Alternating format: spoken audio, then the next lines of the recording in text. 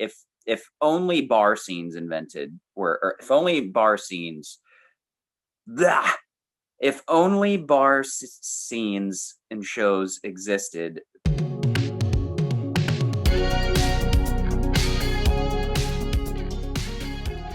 What's up, everybody? Welcome back to Taste Like Music. Jason, Joe, and Crams are here. Pixies week. The patrons have decided. Maybe we messed up a little because I think they do have an album in the pipeline. It might be coming out in the fall, but we usually try to wait until we have a good stretch of time where we feel like they won't be releasing anything. But when the time comes, we will review that record and we will tell you how it ranks among these other ones. We're just doing the LPs today, which means we're doing 7 of them, not counting the Come On Pilgrim EP, nor the 3 EPs that eventually made up Indie Cindy. Just counting the core 7, the first 4, and then the 3 since the reunion. As far as familiarity, I know all of these records. The last 2 I haven't listened to a ton. I just kind of listened to those when they came out a little bit, but the first 5 I know inside and out. How about you guys? Exactly the same. I have listened to the first 4 a lot, Indie City a little bit, and then just once for Head Carrier and once for Beneath the Eyrie. I guess that makes me the Pixies neophyte here. I've listened to, I think, all of them except the Eyrie one, Beneath the Eyrie, however you want to say it. Everything else I've heard, not in one sitting though, just sort of over the years accumulated all of them. So I'm definitely behind as far as Pixies knowledge compared to you two, but I don't know, we'll see how I like them. I know me and Jason have talked about Indie Cindy before, so I got that one. I know that one pretty well. All right, so if you're new to the channel, basically we take a different band every single week. We rank these studio albums on Tuesday.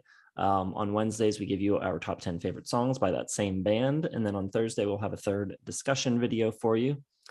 So if that sounds like the kind of content you're into, make sure you hit the like button, subscribe, hit the bell for notifications. We're coming up on 10,000 subscribers. So help us make that push to get there. And let's get into it. Who's kicking it off? Me? We'll do me. We shall start with me. I'll probably have the most controversial ranking since, well, maybe not. Who knows? I have no idea. I feel like you guys are going to be pretty typical. Go with the standard alternative indie guy rankings, but we'll see. My number 7 is going to be Head Carrier. I think this is probably the standard low man on the totem pole for Pixies. This is 2016, so it came after they got back together, after Indie Cindy, which was really just 3 EPs gathered together. So this was their first real album back. And I don't know, it kind of sounds lyrically, he's still sort of, death, morbid, obsessed, Black Francis, kind of, Doolittle-y. You have something like Head Carrier with its explicit lyrics about, whatever, being murdered, whatever it is, kind of fits in that old mold. But I think the music is just a little bit too boring.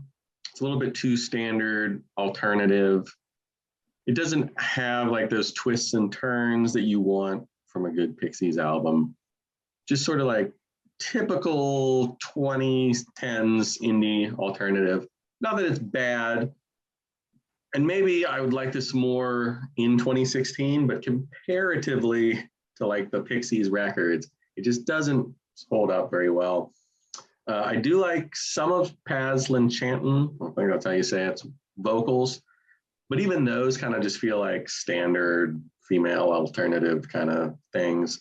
It's nice to have that change up with Black Francis, but just kind of floats by. I do like classic masher, Head Carrier, Balls Back, the first couple tracks, and then it kind of just loses steam at the end and a little too typical. So I have it at 3 stars. It might be higher if it was just in the year, but comparatively, even to Indie Cindy and Beneath the Eyrie, just doesn't quite hold up for me. Yeah, I agree. I've got a head carrier number 7. Got it at 2.5. It's average. I don't really want to revisit it, to be honest, which is a damn shame because I actually love the way it opens. I love the title track.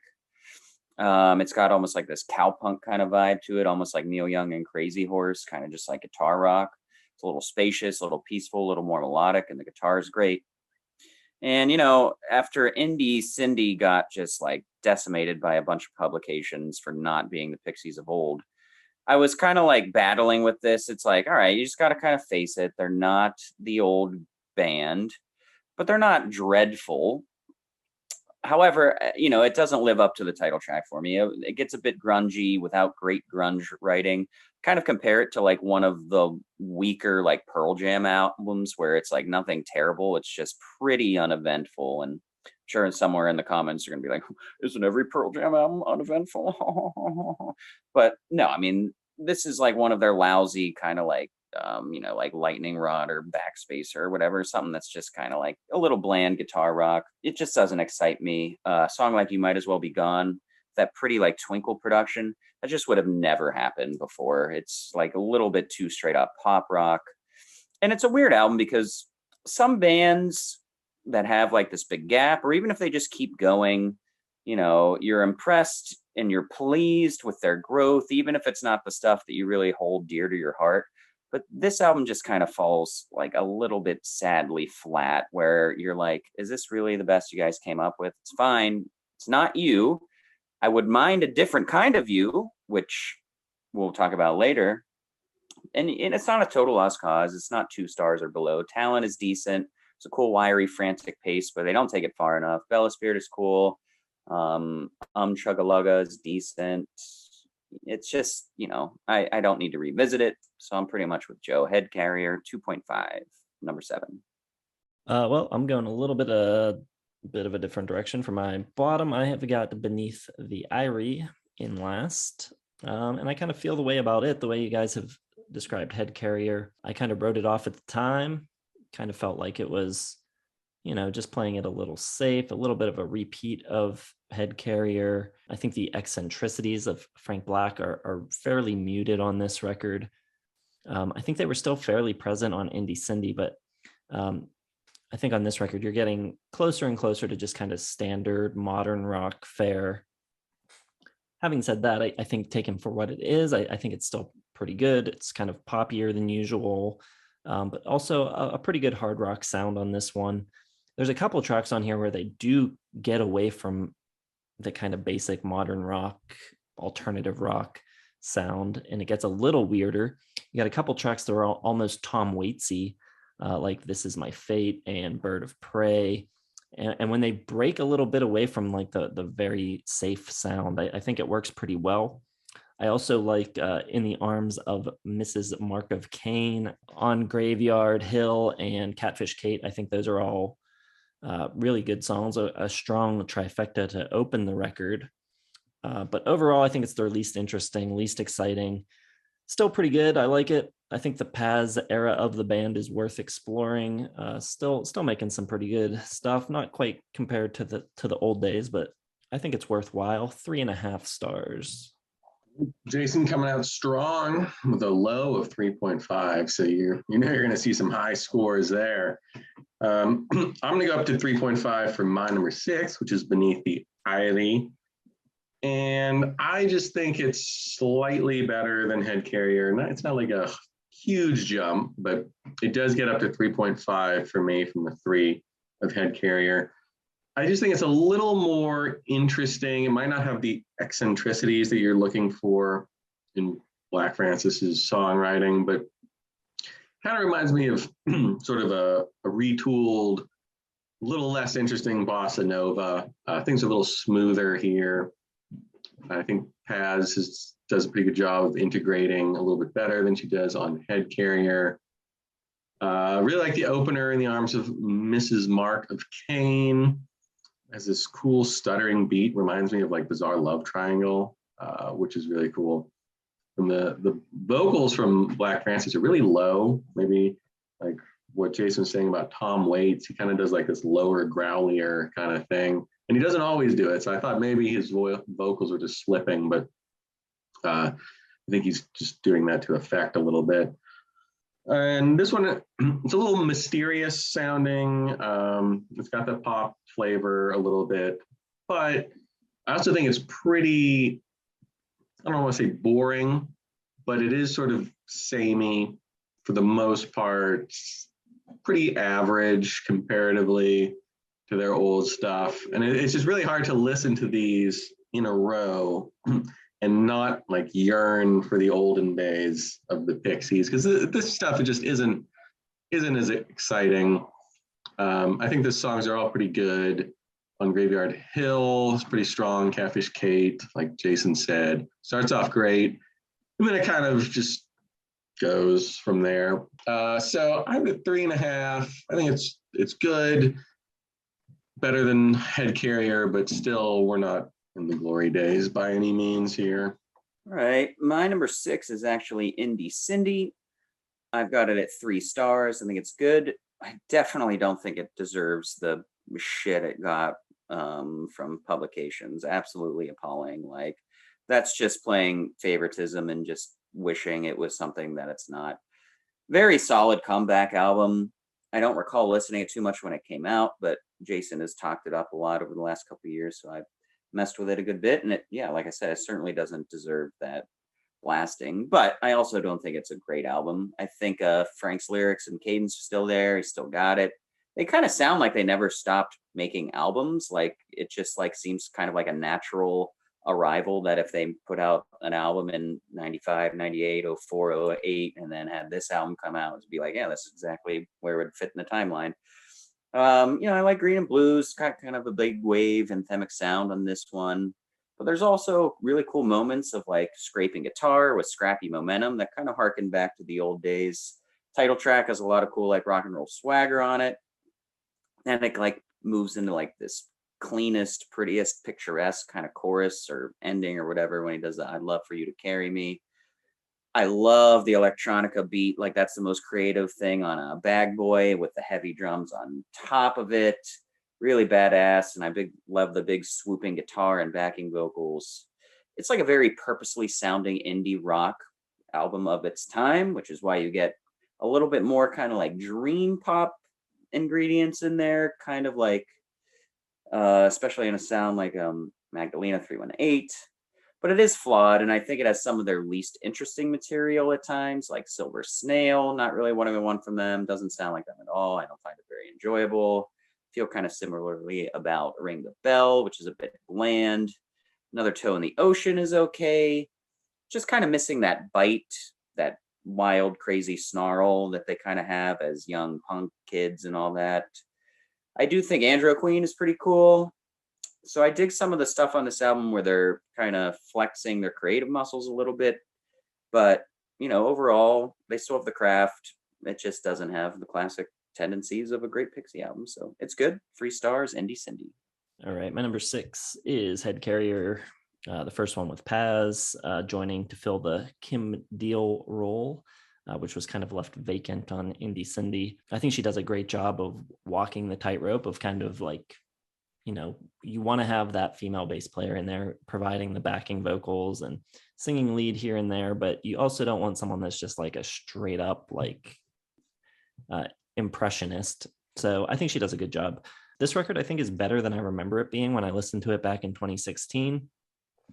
I'd kind of written it off and thought of it as like a big step down from Indie Cindy, but listening to it this week, I thought a lot of it was actually really great. The production is big and full and modern. They brought in Tom Dalgetty, who this is the first record that he does with them. Previously, they had pretty much been working with Gil Norton ever since Doolittle. So switching it up a little on this one. I love the title track. Classic Masher is great. All I Think About Now, I think, is really cool, which is Paz's like showcase on here. It's kind of like a thank you letter to Kim Deal. I think it's really good. Plaster of Paris is really cool. Has this sunny pop bounce to it, thanks to Paz's bass line, which is kind of a new sound for the Pixies. I think that song works really well and kind of, it's a good example of Paz, influencing the sound of the band. I think on that track, I think it's really strong. 4 stars for Head Carrier. Ooh. All right. Here's where I upset people, but y'all knew it was coming. Number 5, I got Surfer Rosa. Yeah, I see you, Cramser. But come on, did you really think I would like this album? It is produced by Steve Albini, which that's not a good start for me. It has a lot, I feel like, borrowed from Sonic Youth. A lot of the dissonance. You have the male-female vocal dynamic a lot more on this album than anything else.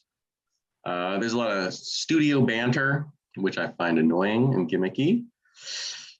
And just a lot of songs I don't like at all.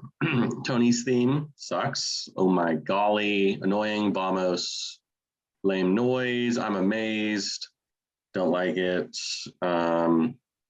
So that's like half the album.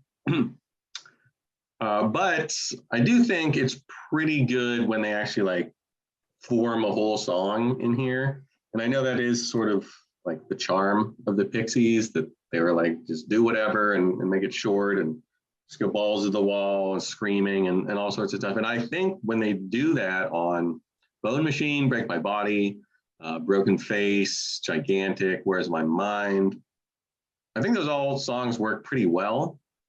It's just like all the other stuff interspersed in there that I just don't like. A little too much dissonance. But you can tell like they're obviously extremely talented and will go somewhere. Even something like Bone Machine, which is like so harsh and grating. And then suddenly it's pretty and like these hooks come in and it's just like, okay, well, obviously Black Francis can write these hooks in his sleep. You can see that right from the beginning.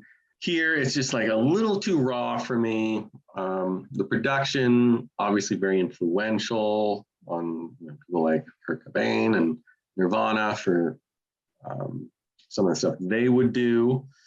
And I do like the fact that Kim has more like noticeable on this album. She has a co-writing credit for Gigantic, which is a great song. A lot more vocal work, Where's My Mind, very prominent. So like in some ways, I wish they had continued some of that sound, because they do go away from Kim a lot after this album, which kind of sucks because clearly she was very talented. All the Breeder stuff she did, she could have added that extra element. So I do like her presence on this album a lot. I just don't think the songs are quite as good, a little too abrasive. You can tell their hooks are there, but they really only come to the forefront a couple times. So I just like other stuff a lot better. I still have this at 3.5 stars. So I don't know, I mean, after Where's My Mind, really, it's just like, I'm not going to listen to any of these songs ever again. I don't want to. But it's good. I know why people love it, but I just do not and never will. Well, we've been doing these videos long enough where I assumed it was not going to be there, and the head slap was premeditated for any, for it's out. We're doing it for the fans now. Before I get into my review, Joe, were you with me when I saw the Pixies down in Station Square? Was that you? It might have been Dulcich. I can't remember. It wasn't you? Never seen them live. No, not me. All right. For some reason, I thought it might have been you, but my number 5 is Beneath the Eyrie. Starts off in the arms of Mrs. Mark Kane, which is really different. You're automatically in different new creative territory for them. Almost sounds like early 80s Cure with like the beat and the presentation, a little thumping bass. I think it's a great song. Super cool. They're usually nailing their openers, which I love.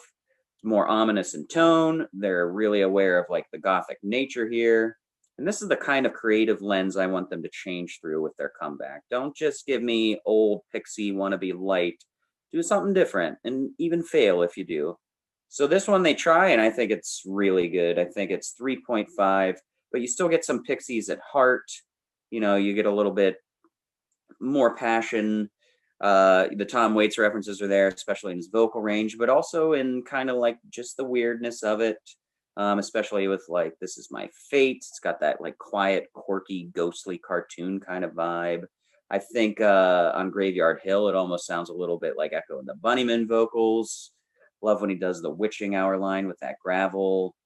And the songs just feel really individualistic and fleshed out under this big kind of like gothic weird banner. I think it's full of pretty good songs. I feel really fresh, desperately needed. Ready for Love is super cool. And you get in that little middle section where it's almost like haunted outlaw kind of music or something with like Silver Bullet and Los Surfer Muertos.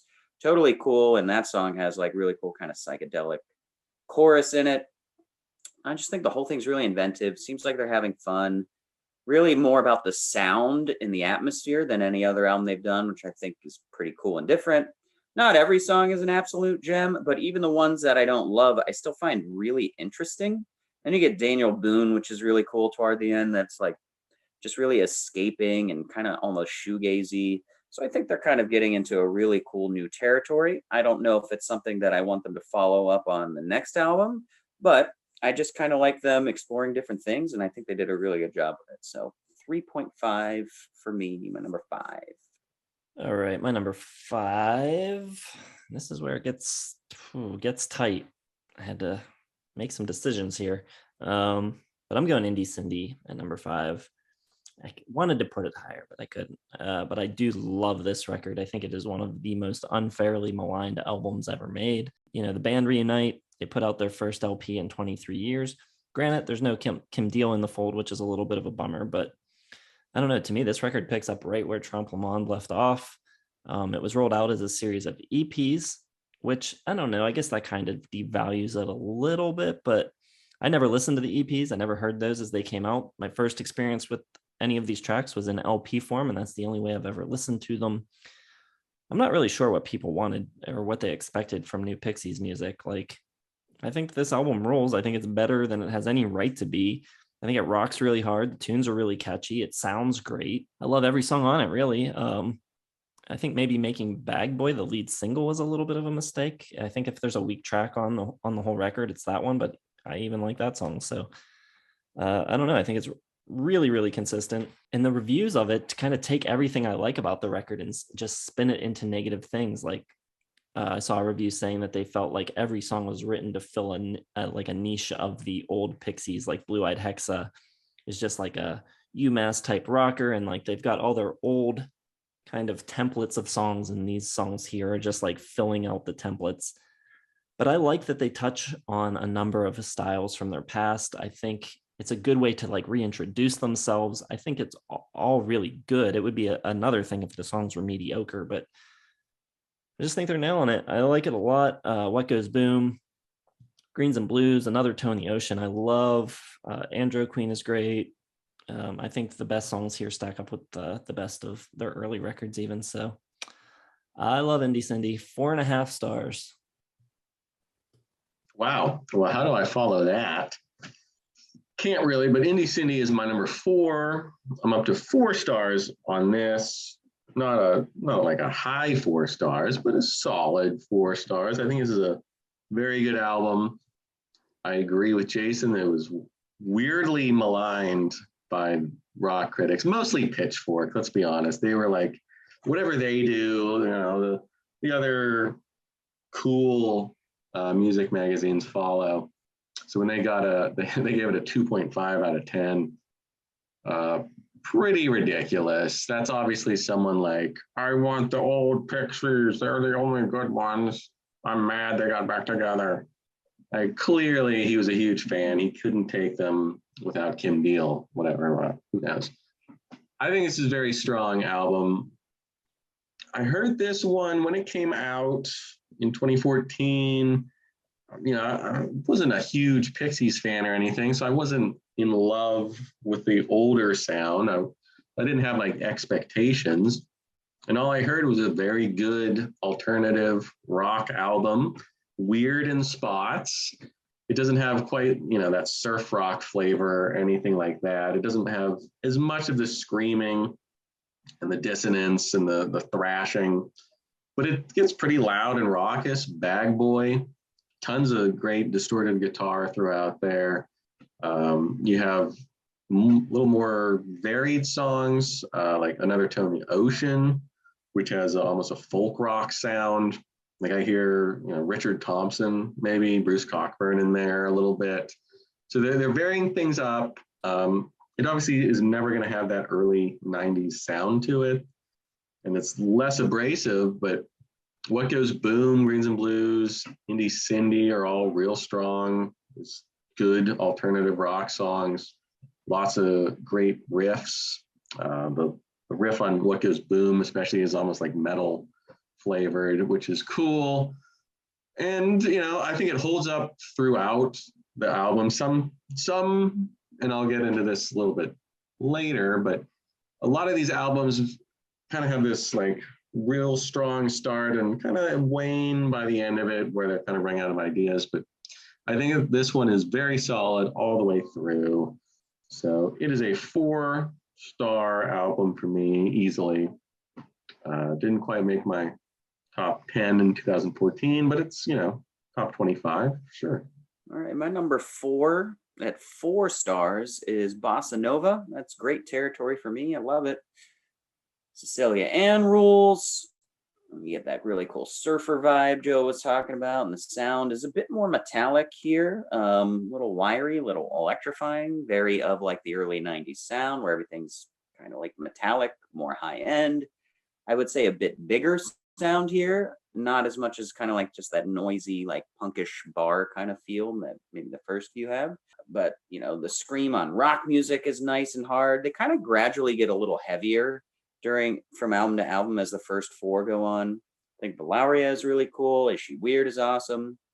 And I love this album, but a lot of it feels a little bit, just for the original 4, tamed up a little bit. Like Pixies supervised almost, like Pixies like on house arrest, like they can still party is like the way they want in their house, but they have like an ankle bracelet, so they can't really go out and get like really rambunctious, like they're just got back from rehab and came out the other end a little different. I don't know, I still love it. Anna's tremendously relaxing tune for them, so you get a little bit more variety. All Over the World has this really awesome power guitar, and that's another thing, not just heavier, but they kind of like getting them more power pop a little bit at times, which is really cool. I think All Over the World is maybe their closest thing on this album to like a radio sounding tailor-made Pixies hit. I also think it's slightly docile, can maybe use a little bit more nonsense, more volume, more crash. Dig for Fire is super great. I love that song. It's got a great beat and a great hop to it. Happening is really cool. So is Hangwire. I like all of this. I don't know why I can't give it above 4. It's just not quite like all of those things. It's just a little light. Stormy Weather is great.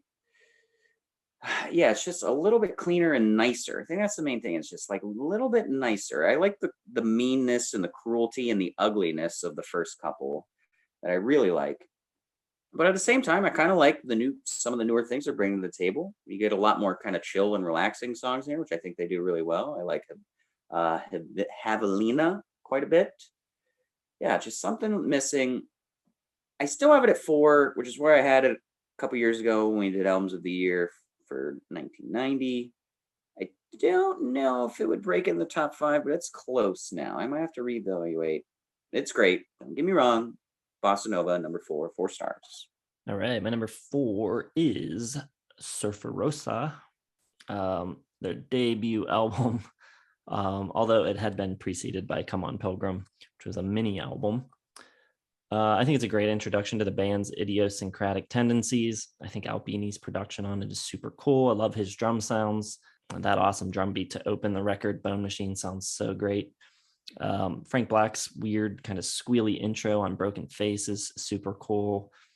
You've got like these ska guitars almost on Something Against You.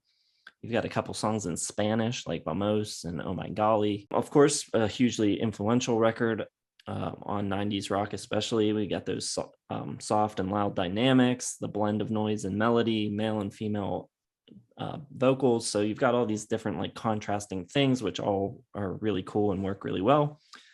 For me, and I kind of agree with Joe, it just comes down to the strength of the songwriting throughout the record. I think, it's not even a case of like their record making craft not being there, because I think it's a really cool sounding record. I love the way it sounds.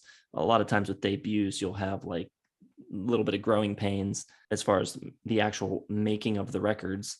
I don't think that's an issue here at all. I love the way this record sounds. I love how crazy some of it is. Just really cool stuff. The highlights on it are absolutely incredible. Bone Machine, Broken Face, Gigantic, Where's My Mind, Cactus, just all like killer classic tunes. But then when you get beyond that, it's just not quite as strong track for track, I think, as the three that I have ahead of it. I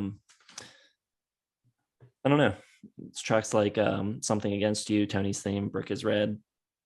Just not quite as good as the deep cuts on Bossanova or Trompe. So for me, as much as I love it and as high as the highlights are, can only put it at number 4, but I've got it at 4.5 stars.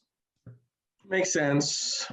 Figured we'd be at least sort of on the same page. Obviously, you have it much higher than I do, but we get it. We get it. Crams will have the number 1 at 6 stars. Wait for that. My number 3, on top 3 now. And this one is, I toyed with going to 4.5 for this one, but I just can't quite do it. I got Bossanova as my number 3. I think it starts out magnificently. That's Surfer Rock of Cecilia Ann, which is actually a cover, which I found out, of a song that was not from the 50s or 60s. It was actually a modern song that Frosty Horton and Steve Hoffman did, the Surf Tones. They did for some compilation. And I think it is just the best surf rock song ever. The way the Pixies do it is fantastic. I could go for an entire album just that. I don't even need lyrics. If they play songs like that well. So I love the way it starts off. Rock music is cool. Spectacular display of just screaming and dissonance. Really cool, like modulated guitars. It's fast, it's furious. And I can take plenty of dissonance and like ugliness when it's at that tempo. I love the fast stuff. When you slow it down, though, that's kind of where you get the problems. So I got no problems with rock music. I think Valoria is amazing, beautiful, like spacey, crashing pop song that would be like the perfect soundtrack to a grungy space epic. Allison is super catchy. Is She Weird has a really cool bassline guitar figure in there. Anna is like space surf rock, which is really cool. And then kind of the same problem I have with a lot of these albums. It kind of just like slowly ebbs down towards like, I don't know, they ran out of ideas all over the world. I like the guitar, but the hook is a little annoying. Dig for Fire's pretty cool. I believe that was their like Talking Heads homage. Has cool choppy guitar on it. Down to the Wells, kind of boring. And then you get The Happening, Blown Away, Hangwire, Stormy Weather. To me, are all just kind of throwaways until you get to Javelina, which is really cool. There's a lack of Kim Deal. She basically doesn't have any vocals on this. I do like the sound, like it's very melodic. Like Cramser said, it's less weird, less abrasive. It's downright pretty at times, but it kind of gets samey and a little boring at the end, and that's where it goes from 4.5 to 4 stars. It's missing like that sense of adventure from Doolittle, and they kind of get back to a little bit on Trompe. So I think it's a very good album. It's 1990. You can't expect too much from people. So 4 stars. It's a top 10 album for me in 1990. That's for sure. Yeah, you touched on a couple things that'll segue nicely into my number 3, which is Trompe le Monde. 1990, you don't have much to expect, but good Lord, is 1991 the year that just keeps on giving. I've got this one at 4.5 stars. I don't even know if I mentioned it when we did the 1991 video, though. Jason may have been in his top 5. I don't really remember. Yeah, exactly. But it's a friggin' loaded year. And then also Joe said, that it's kind of, they went a certain direction with a little bit cleaner, downright pretty version with Bossanova, but it's almost like they were like, okay, we need to find a middle ground between the first two records and Bossanova. So they do get a little bit more adventure, a little bit more rambunctious here. They're blending in a bit more sonically with their contemporaries and doing more of that kind of lo-fi garage band kind of sound with those lo-fi pop kind of tendencies, which is really cool. And even though they're getting back to a little bit of that element that I was just talking about, there is less of Frank being like the wild, mad, off-the-wall, punky poet. And I feel everything is getting a bit thicker and heavier as time goes on, and especially comes together on this album. Planet of Sound is like just smashing and has a lot of like masculine energy behind it, big riffing guitar meat on it, and even some like eclectic soloing you get. The sad punk is cool as hell. There's just fire and passion all over it.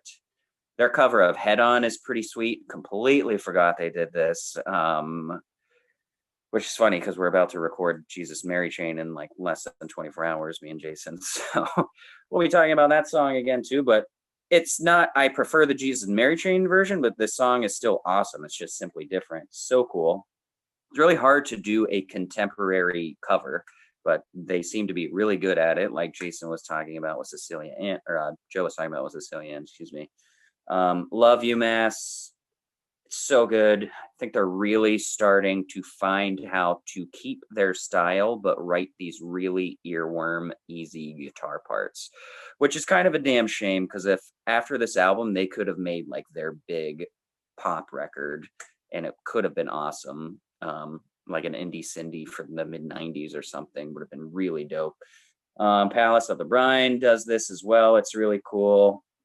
Songs for the most part have a little bit more straightforward rock quality to them. So with the composition, there's not as many twists and turns, but you still get like kind of that fiery passion and a little bit like eccentric weirdness that you want. And it just gives it much more vibrancy and character compared to Bossa Nova. Tell Me a Story, Only How You Can, great, weird, Lovely Day is thumping and fun and catchy. Love the drums. Very underrated drum work pretty much in this entire catalog. Last two tracks are great. I love the little piano and Motorway to Roswell. Everything is just fun, wild, infectious, a little bit catchy, right touch of lunacy and offbeat joy. It's actually very close to 5 stars for me, but just at 4.5. Trompe le Monde. All right, yeah. Trompe le Monde is also my number 3. This ends up being the last one with Kim Deal. But even though she's here on this one, she's in somewhat of a limited like creative role. She doesn't sing much on it, even to the point where so many reviews of this record mention that it's basically a Frank Black solo record. Again, a little more streamlined, a little more commercial, kind of like the way Bossanova was heading in that direction, except you have to remember that this type of music wasn't even commercial yet. Never mind, only came out 2 weeks before this record did. So they're kind of, treading new ground here by taking this sort of more underground sound and becoming poppier with it. There hasn't really been a band that's done that yet in a way that's broken through in a major way, except there's about to be a big one. It's full of really direct rock tunes, big hooks, and I think they leave room for some weirdness. There's still a lot of personality in it. I love the guitar lead on the opening title track. Really kind of weird arpeggio thing that they're doing on there. I love the like warbly vocal effect on Planet of Sound, which is really cool. In addition to being, weird in spots, it's also pretty aggressive. Cram mentioned them getting a little more metallic as like time went on, and this one has some really like heavy metal-y kind of guitar tones. Also some really fast tempos too, like on Alec Eiffel. Of course, you've also got the great cover of Head On, which I think is actually better than the original. I'd say it's a little less essential than the first 3, but I still think it's a really great record nonetheless. And I agree with Cram. It's really close to 5 stars, but not quite. So 4.5 for Trompe le Monde. All right, moving on to the top 2. What's it going to be? Well, I think Cranzer might break it, but trifecta, I think, could happen. I got Trompe le Monde. It's my number 2. Like the guys have said, very little Kim Deal going on here. Very much Black Francis's show, although Joey Santiago's guitar work here is excellent throughout. Right off the bat, actually, on Trompe, Monde, he's doing almost this like, I don't want to say like hair metal riff, but it's pretty close to, I don't know, like a Van Halen or something like that. It almost has like tapping. Really cool arpeggio on the title track, which is great. It's 1:50 of just like pure guitar rock adrenaline. Really love it. This album ups the tempos, ups the abrasiveness a little bit, definitely ups the aggressiveness, but still very tuneful. And there's, no annoying little vignettes or half-finished songs or like studio banter that, the early records kind of had a little bit of. Planet of Sound has a really grungy guitar tone. Reminds me of like Soundgarden, but with some whacked out vocals. I love the cover of Head On. I prefer it over the Jesus Mary Chain version. They reduced the time by about 2 minutes, which is great. I think it's a little faster of a tempo. A little as crunchy, I think. So really good version of that. Both are good, but I prefer this one just a tiny little bit. Alec Eiffel has a cool, like psychedelic film, little mist to it. Very ethereal, but plenty of hooks on there. And the ending with the double vocal is really cool, unique sound. Almost sounds like there's like a synth doubling the vocal line. I'm not sure exactly what they did. Maybe just a bunch of overdubs. UMass, really cool bass part from Kim Deal. It's also very catchy, has a great groove to it. Again, with the massive crunchy guitar strikes all over the place. They get a little weird with Palace of the Brine, but I like it. It's like a screwed up 60s rock song. 80% is kind of mainstream-ish alternative, hard rock. There's like 20% in there that's this cool sonic dissonance that I like. Letter to Memphis is strong. Really like Motorway to Roswell. Love the lyrics about the alien going on holiday and getting caught by the government and imprisoned. A longer song for them, 4 minutes and 43 seconds. So it feels like an epic, which is cool. And then they amp up the 50s surf rock with the Navajo No a little bit, some muffled, distorted vocals. All in all, I think, 4.5 stars for sure. I like that they up the tempos, the heaviness. And I think it's just a really good balance of the weird kind of aggressive abrasiveness with the hooks. And there just aren't those like little weird tracks that kind of sink Surfer Rosa and bring down a little bit Doolittle. I mean, obviously Doolittle is my number one, but it's like a whole listen straight through. I probably prefer this one. It just doesn't quite have the highs of Doolittle for me. So can't put it ahead of Doolittle, but I think it's a very, very good record for 1991. Another top 10. None of these albums made my top 5, so we really didn't ever get to talk about them. But I am I don't want to say huge Pixies fan, but I do like these records quite a bit. All right. Well, this is the marquee attraction of the episode here is the top 2. And it's always been a case and I love doing these listographies where I just don't know which one to pick. And it's not like I've even ever through my fandom of the Pixies been oh, I spent 4 years liking Doolittle more. I spent 5 years Surfer Rosa. Now I'm back to Doolittle. And now I'm back to Surfer Rosa. It's literally I've never made up my mind. And now I've had to. I've always loved talking to people about them, which one do you like more? And it's almost a case where I'll talk to someone and they'll be like, here's why I like Surfer Rosa more. I'll be like, oh, okay, yeah, that's a great point. Oh, here's why I like Doolittle more.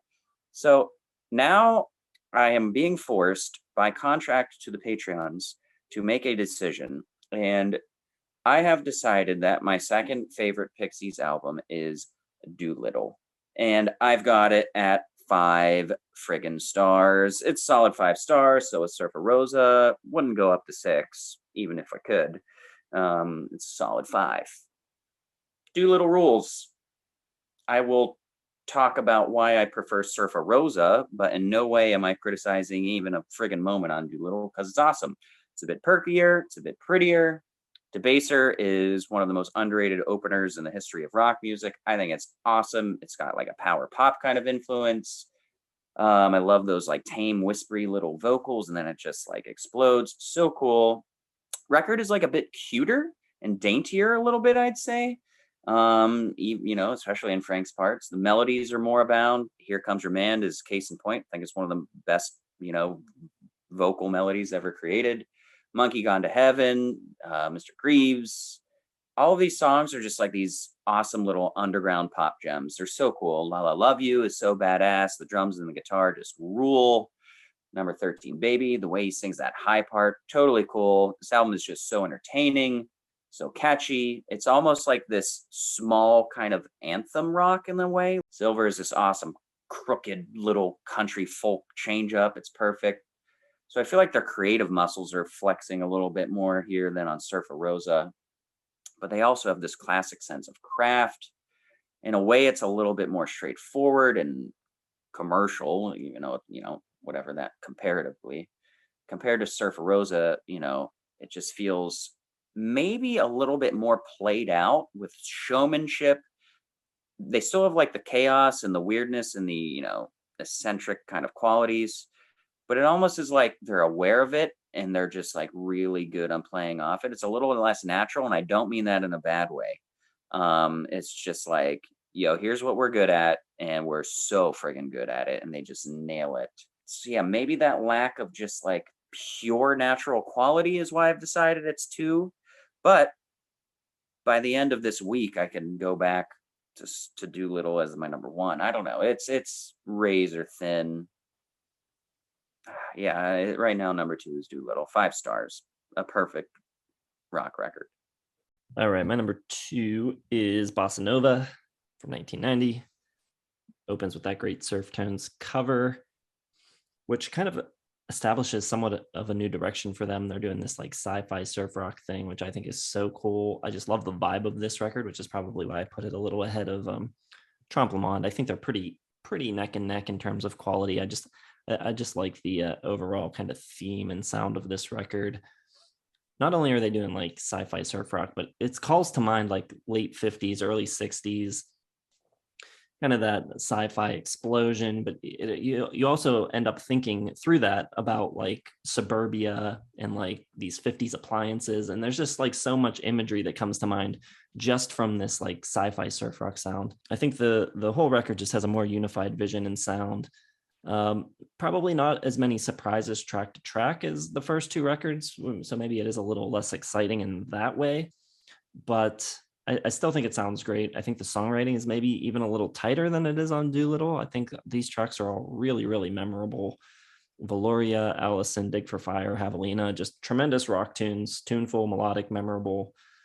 And not entirely without weirdness. Again, like I said on Trompe Monde, they still make room for plenty of their personality to shine through. Frank Black still screams his head off on rock music. Anna has this little bit of like eeriness to it. You've got like theremin on a few tracks that really add to the kind of retro sci-fi aesthetic. Probably not as cool as the previous records, but super listenable, really enjoyable. Maybe if you've never listened to the Pixies, could be a good place to start. When I was getting into the Pixies, I kind of heard a lot of Surfer Rosa and Doolittle to begin with, and it made it difficult. Those records took a little while for me to warm up to. I think if I would have heard this earlier, I might have been able to get into it a little quicker. I think it's really great. I'm so close to 5 stars. I said that about Trompe Monde too. I think they are both just right on the doorstep of 5, but not quite there. Right. Number 1, Doolittle's the winner here. I don't go 5 stars though. I can't quite get there. It's just too many little aggravating moments for me. It's just one of those things that when they're on, they're as good as anybody, but when they're annoying, I don't want to listen to them at all. And it makes me angry at them. And it kind of builds up inside in this black darkness that makes me be like, oh, I hate the Pixies. They're the worst band in the world. And it's just, it's probably the, me jousting with the fandom because people really love the Pixies. Like it's one of those fan bases that is just like really adversarial, maybe, if you don't love the Pixies and fit in with their rankings and their feelings on it. It gets a little scary. For me, always loved Debaser. I think it's a fantastic start. I love just the insanity of it.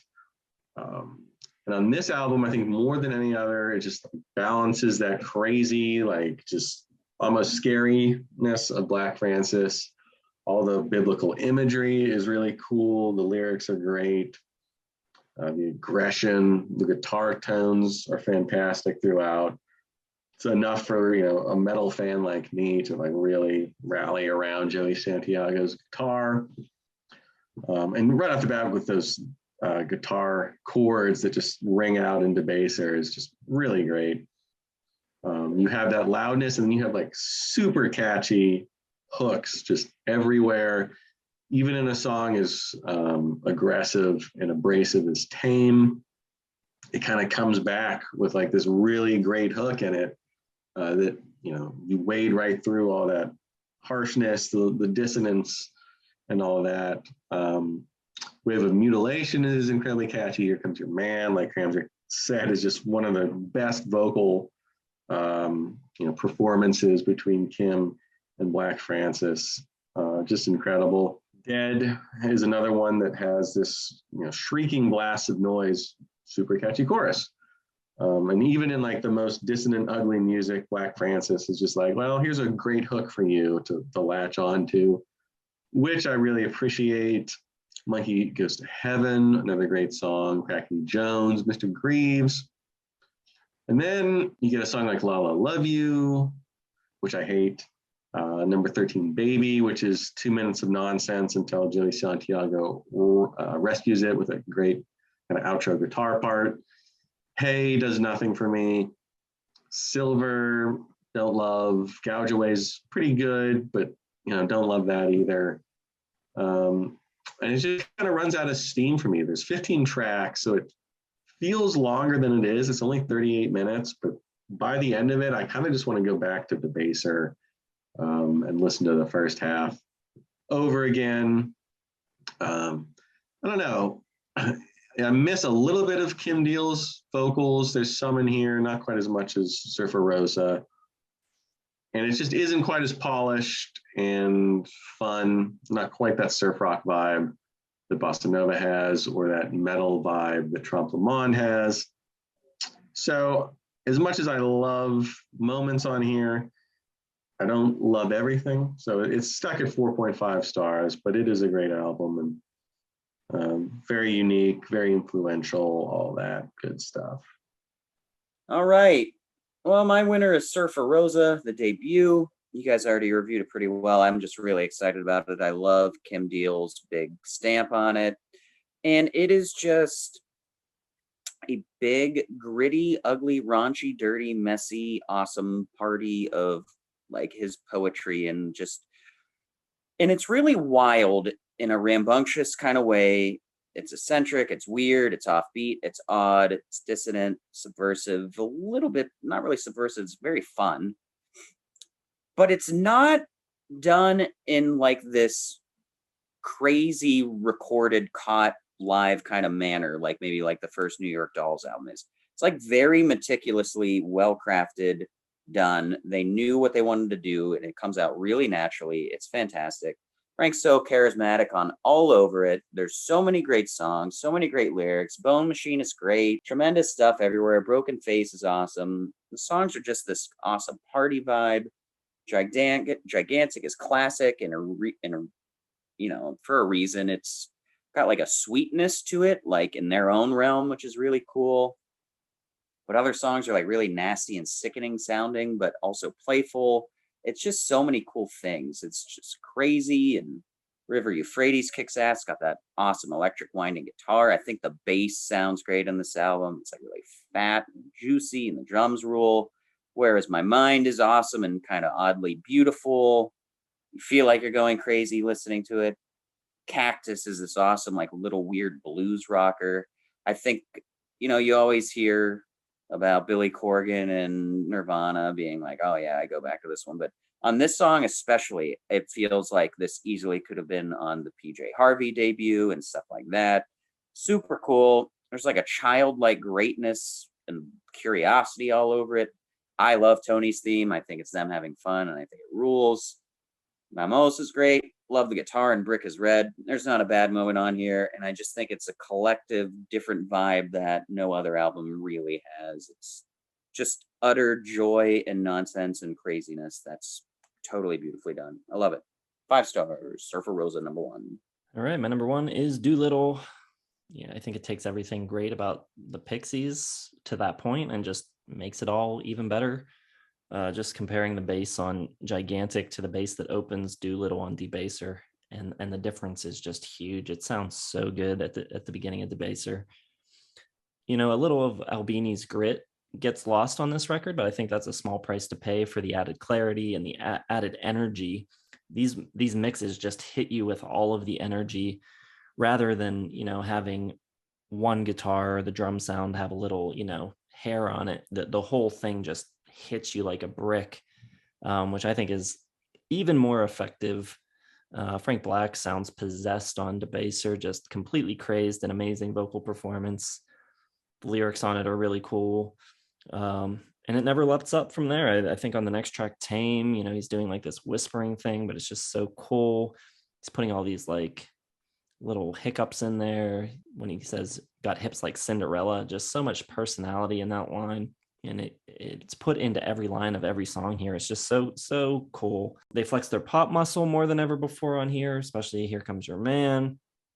Kim Deal's contribution on this record I think is more significant. I think her bass playing on this record is a lot more confident. I think her vocals really add a ton to the songs. David Lovering, of course, also making a vocal appearance on La La Love You, which I think is really cool. He's got this like really interesting croon to his voice. The drumming on this album is killer. He's a super underrated drummer. I think he's amazing. I don't think there's a weak track on here. I think it closes really strong with the awesome Gouge Away. I love the guitar tones on it. It's an exciting record to listen to. It's kind of surreal. It's weird. Frank Black seems like a madman, but it's also not overly serious. And a lot of times when you get these like heavier, weirder, arty records, it can get a little too heavy. And I think they do a good job of kind of keeping it light, and it never feels like overly dark. There's always a little bit of sense of fun to it, which I think really makes it work well. So yeah, I love it. Pretty much a perfect record for me. 5 stars easily. I think of all of the artists that Jason is like high on, Pixies is one of the most surprising to me. Like I kind of get Pavement because they write these little pop hooks and stuff like that. I get Dinosaur Jr. because of the ferocious guitar work. Pixies, yeah, I would never really guessed. Albums of the year just kind of illuminated how much 2 times. Yeah, 2-time winner.